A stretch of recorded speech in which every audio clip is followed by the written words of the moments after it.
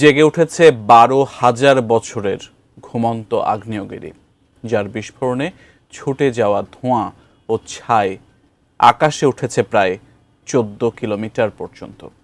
কালো ধোঁয়ার সেই বিস্তীর্ণ মেঘ ছড়িয়ে পড়ছে ভারত পাকিস্তানের আকাশেও।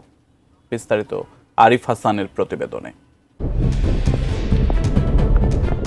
প্রায় ১২,০০০ বছর ধরে নিস্তব্ধ ছিল নর্দার্ন ইথিওপিয়ার হাইলি গুব্বি আগ্নেয়গিরি। তবে রবিবার সকালে যেন সেই গভীর ঘুম এক মুহূর্তে ভেঙে গেল। আদ্দিস আবাবা থেকে প্রায় ৮০০ কিলোমিটার উত্তর পূর্বে অবস্থিত এই আগ্নেয়গিরি কয়েক ঘন্টা ধরে ভয়ঙ্কর বিস্ফোরণে অগ্নিশিখায় উদ্ভাসিত হল।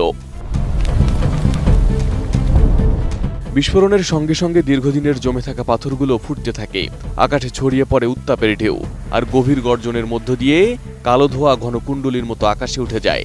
কালো ছাই ও ধোঁয়ায় ঢেকে যায় নিকটবর্তী গ্রামগুলো।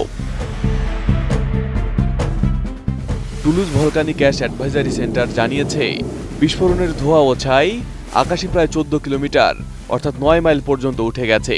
এই বিশাল ছাই মেঘ ভেসে ভেসে পৌঁছেছে ইয়েমেন, ওমান, ভারতের উত্তরাঞ্চল ও পাকিস্তানের আকাশ পর্যন্ত। দক্ষিণ এশিয়ার আকাশে তৈরি হয়েছে ধূসর ছায়া।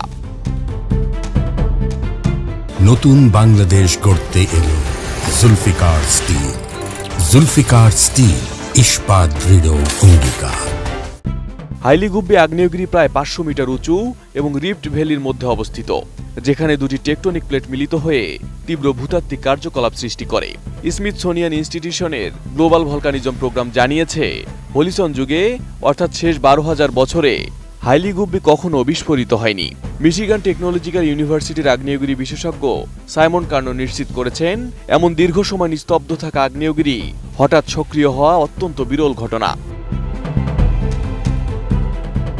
এদিকে এই বিস্ফোরণে আফার অঞ্চলের গ্রামগুলো আগ্নেয়গিরির ছাইয়ে ঢাকা পড়েছে।